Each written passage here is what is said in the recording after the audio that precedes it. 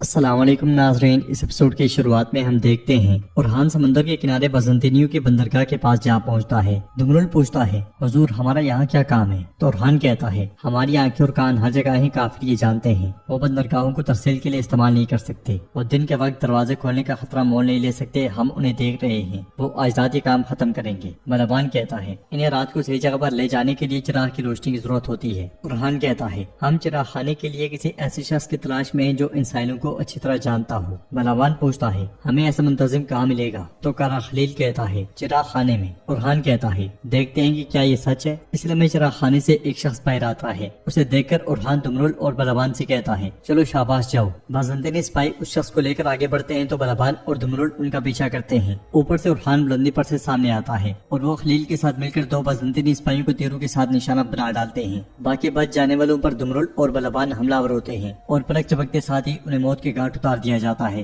تمام سپاہی مارے جاتے ہیں اور اس شخص کو دبوچ لیا جاتا ہے۔ دمرل اور بلبان اسے اورحان کے سامنے گھٹنوں کے بل بٹھا دیتے ہیں تو وہ شخص التجا کرتے ہوئے کہتا ہے، رحم کریں برائے کرم رحم کریں، میری جان بخش دیں، میں بے قصور ہوں۔ اورحان کہتا ہے، معصوم ہو یا نہیں یہ بات چھوڑو، تم چراغ خانے کے منتظم ہو یا نہیں یہ بتاؤ۔ وہ شخص خامے سر لاتا ہے تو اورحان کہتا ہے، تم بندرگاہ کے آس پاس آنے والے بحری جہازوں کو راستہ دکھاتے ہو، اس بار وہ فوجیوں نے کہاں لے کر جائیں گے؟ تو وہ شخص کہتا ہے، میں نہیں جانتا۔ اورحان سپاہیوں کو اشارہ کر کے جیسے ہی آگے بڑھتا ہے وہ شخص کہتا ہے، رکو میں بولوں گا۔ ناظرین، اس کے بعد ہم دیکھتے ہیں کہ جنگل میں حلیمہ حفصہ کے ساتھ آگے بڑھ رہی ہوتی ہے، اس لیے وہ دوڑتے ہوئے ایک بے لگام گھوڑے کو دیکھتی ہیں۔ حلیمہ خوش ہوتے ہوئے کہتی ہے، ارے ذرا اس کا حسن تو دیکھو۔ حفصہ کہتی ہے، یہ خوبصورت ہے لیکن وحشی ہے۔ جواب میں حلیمہ کہتی ہے، یہ تب تک وحشی رہے گا جب تک میں اسے قابو نہ کر لوں۔ یہ کہتے ساتھ ہی حلیمہ اس کے پیچھے گھوڑا دوڑا دیتی ہے اور حفصہ بھی اس کے پیچھے پیچھے جاتی ہے۔ کچھ دیر کی بھاگ دوڑ کے بعد گھوڑا ایک مقام پہ جا رکتا ہے۔ یہ دیکھ کے حلیمہ اسے پکڑنے کے لیے رسی پھینکتے ہی لگتی ہے کہ کسی اور کی رسی گھوڑے کے گلے میں جا اٹکتی ہے۔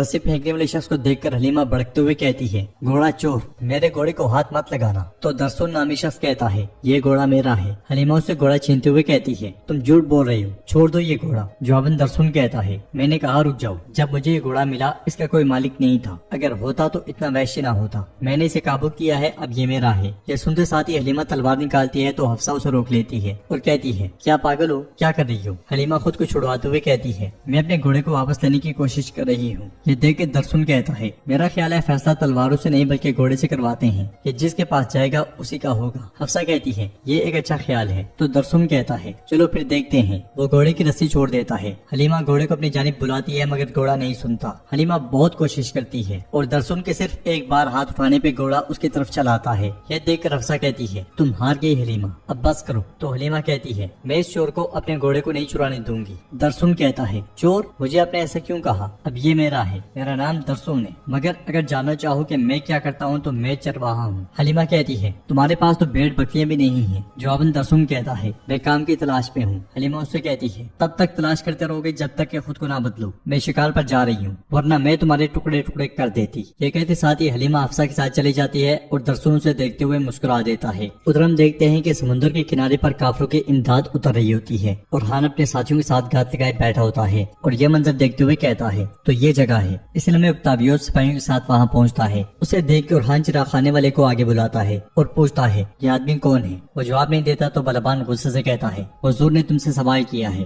جواب دو، کس چیز کا انتظار کر رہے ہو؟ وہ شخص ڈرتے ہوئے کہتا ہے، فلاویوس کا بھائی اکتاویوس۔ یہ سن کے اورحان کہتا ہے، اچھا تو اس کا بھائی؟ کراخلیل کہتا ہے، ساحل پر بہت تیاری ہے، بحری جہاز راستے میں ہوں گے میرے حضور۔ جواب میں اورحان کہتا ہے، اسی لیے تم ان کی جگہ لے لو گے، بحری جہاز آتے ہی ہم حملہ کریں گے۔ یہ کہتے ساتھ ہی اورحان اپنے سپاہیوں کے ساتھ پلٹ جاتا ہے۔ سمندر کے ساحل پہ اکتاویوس غصے سے کہتا ہے، چراغ خانے کا نگہبان کہاں ہے؟ میں جب یہاں سے فارغ ہوں گا تو میں اسے کاٹ ڈالوں گا۔ اس لیے میں اورحان اپنے ساتھیوں کے ساتھ بھاگتا ہوا ان پہ چڑھ دوڑتا ہے اور لڑائی کی شروعات میں ہی پے در پے کے حملے کر کے اکتاویوس کو زخمی کر دیتا ہے۔ اورحان کے ساتھی بھی کافر کو کاٹتے ہی چلے جاتے ہیں۔ اچانک کے حملے میں کافر بالکل سنبھل نہیں پا رہے ہوتے۔ اکتاویوس زمین پہ رینگتے ہوئے کہتا ہے، تم اس کا بدلہ چکاؤ گے؟ تو اورحان کہتا ہے، تمہارے پاس مجھ سے لینے کا کچھ نہیں ہے لیکن میں تم سے بہت کچھ لے لوں گا۔ اکتاویوس اٹھتا ہے اور خنجر کے ذریعے اس پہ حملہ کرنے کی کوشش کرتا ہے مگر اورحان تلوار اس کے پیٹ سے آر پار کر دیتا ہے۔ اکتاویوس کہتا ہے، ہمارے پاس ایک قیمتی خزانہ ہے جو تمہارا ہے۔ اورحان ایک دم سے پوچھتا ہے، بوران، کیا وہ زندہ ہے؟ اکتاویوس کہتا ہے، ابھی تک زندہ ہے لیکن جیسے وہ سب کچھ بتائے گا جو جانتا ہے تو مر جائے گا، تم ناکام ہو جاؤ گے اورحان، تمہارے مقدر میں ناکامی لکھ دی گئی ہے۔ یہ سنتے ساتھ اورحان اپنی تلوار کھینچ کے اسے زمین پہ گرا دیتا ہے۔ اورحان کے ساتھی بھی اوکتاویوس کے سپاہیوں کے صفایا کر دیتے ہیں اور اورہان کہتا ہے لاشوں کو اچھے سے چھپا دو۔ دمرل بلبان، تم بازنطینی سپاہیوں کے کپڑے پہن لو اور تیار ہو جاؤ، ہم یہاں گاز لگا کر حملہ کریں گے۔ کراخلیل بران سب زندہ ہیں، صرف میں، تم اور بابا ہی اس بات سے واقف ہوں گے۔ یہ کہتے ساتھ اورہان گھوڑے پہ سوار ہو جاتا ہے۔ کائی قبیلے میں ملعون خاتون غصے میں نیلوفر کے پاس آتی ہیں اور اس سے کہتی ہیں کیا میں نے تمہیں نہیں کہا تھا کہ تمہیں جانے کی اجازت نہیں؟ جواب میں نیلوفر کہتی ہے اگر آپ میری جگہ ہوتی تو آپ بھی یہاں نہ ٹھہرتی ملعون خاتون۔ ملعون خاتون کہتی ہے میں تمہارے برعکس جہاں چاہوں جا سکتی ہوں، لیکن جب بھی تم جانا یا رہنا چاہو تمہیں میری اجازت درکار ہے۔ اس قبیلے کی ہر چیز کے لیے تمہیں میری اجازت درکار ہے۔ اب بتاؤ اورہان کہاں ہے؟ اگر تم ایک بہو کی ذمہ داریوں کو فوقیت نہیں دیتی اور میرے اورہان کی بیوی ہونے کو بخوشی نہیں اپناتی تو تم یہاں اپنی جگہ نہیں رکھ سکو گی۔ میرے عثمان کے لگائے گئے عظیم چنار کے درخت کی جو واحد شاخ تم سارے کے لیے تھام سکتی ہو وہ میں ہوں۔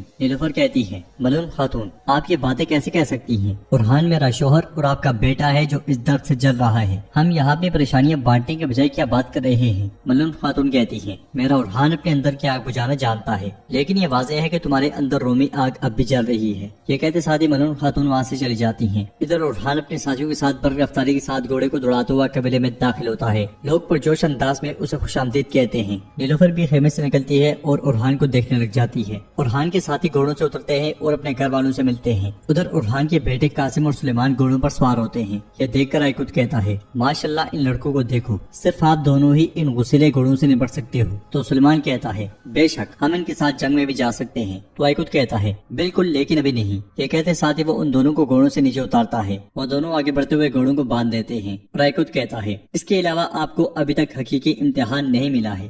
اب ہمیں یہ جگہ مکمل طور پہ صاف کرنی ہے، ہمیں گھوڑوں کا خیال رکھنا ہے اور انہیں کھانا کھلانا ہے۔ یہ سنتے ساتھ ہی وہ دونوں گھوڑوں کو کھانا پانی اور گھاس بوجھ ڈالتے ہیں۔ اس لیے اورہان وہاں پہ آتا ہے اور کہتا ہے ارے میرے جوانوں کیا تم ابھی تک کام کر رہے ہو؟ اورہان کو دیکھ کر وہ دونوں بہت خوش ہوتے ہیں اور بھاگ کے اسے لپٹ جاتے ہیں۔ اورہان بھی ان سے بہت پیار کرتا ہے۔ قاسم کہتا ہے ہم نے آپ کو بہت یاد کیا بابا۔ تو اورہان کہتا ہے میں نے بھی آپ کو یاد کیا، میں اسی لیے جلدی آ گیا ہوں۔ اس لیے نیلوفر بھی وہاں پہ آ جاتی ہے اور اورہان آئیکوت سے پوچھتا ہے کیا تم ان شاگردوں سے خوش ہو آئیکوت؟ آئیکوت کہتا ہے میرے حضور انہیں مزید تربیت کی ضرورت ہے۔ یہ سن کے اورہان کہتا ہے مجھے انہیں آزمانے دو۔ پھر سلیمان کہتا ہے بابا کیا یہ بات سچ ہے کہ آپ جنگ ہار گئے ہیں؟ یہ سن کے نیلوفر آگے بڑھنے لگتی ہے مگر اورہان اسے روک دیتا ہے اور کہتا ہے میرا بیٹا بھی مجھے آزمانا چاہتا ہے، میں ہار گیا تو کیا ہوا بیٹو، کیا آپ پریشان ہیں؟ وہ دونوں ہاں میں سر لاتے ہیں۔ تو اورہان ان سے کہتا ہے آپ ہارے بغیر جیت ہی نہیں سکتے، آج ہم ہارے ہیں تو کل جیت جائیں گے۔ چلو دیکھتے ہیں کہ میرے جانے کے بعد آپ نے کتنی سخت تربیت حاصل کی ہے۔ اس کے ساتھ ہی اورہان ان کے ساتھ تلوار کی مشق کرنے لگ جاتا ہے۔ وہ دونوں لکڑی کی تلوار سے اس کا خوب مقابلہ کرتے ہیں۔ اورہان تلوار چھوڑ کے سلیمان کو گھاس بوس میں پٹخ دیتا ہے۔ یہ دیکھ کے قاسم بھی اسے گھاس بوس میں گرانے کی کوشش کرتا ہے۔ سلیمان بھی اٹھتا ہے اور وہ دونوں اورہان کو وہاں پہ گرا دیتے ہیں۔ یہ دیکھ کے نیلوفر ہنسنے لگ جاتی ہے۔ باپ بیٹے خوب لڑتے ہیں اور مذاق کرتے ہیں۔ پھر اورہان ان دونوں سے کہتا ہے گھوڑے پر سوار ہونا آسان ہے، اہم یہ ہے کہ تم اس کے لیے کتنی محنت کرتے ہو، اب جاؤ شاباش۔ وہ دونوں چلے جاتے ہیں اور نیلوفر کہتی ہے یہ بہت دیر سے آپ کا انتظار کر رہے تھے۔ نہ صرف یہ تو اورہان ایک دم سے کہتا ہے بابا بھی۔ نیلوفر کہتی ہے آپ کے شاہین شاہ کے ساتھ نہ آنے سے قبیلے میں افواہیں پھیل گئی ہیں، صدران کے آنے کے بعد شکست کے بارے میں بات کرنے والوں کی تعداد بڑھ گئی ہے، لیکن مجھے نہیں معلوم کہ بابا کیا سوچتے ہیں۔ جواب میں اورہان کہتا ہے یہ کوئی نہیں جان سکتا، جرگے کے بعد میں انہیں بتا دوں گا کہ کیا ہوا تھا، انہیں میری بات ضرور سننی چاہیے۔ یہ کہتے ساتھ ہی اورہان آگے بڑھ جاتا ہے۔ تو ناظرین اس کے ساتھ یہ ایپیسوڈ بھی اختتام پذیر ہوتی ہے۔ ویڈیو پسند ہے تو لائک کر دیں، شیئر کر دیں، سبسکرائب نہیں کیا ہوا تو سبسکرائب کرنے کے ساتھ ساتھ گھنٹی والے آئیکن کو دبانا مت بھولیں۔ ملتے ہیں انشاءاللہ نیکسٹ ویڈیو میں، تب تک کے لیے رکھیں اپنا اور اپنوں کا بہت زیادہ خیال۔ اللہ نے کے بان۔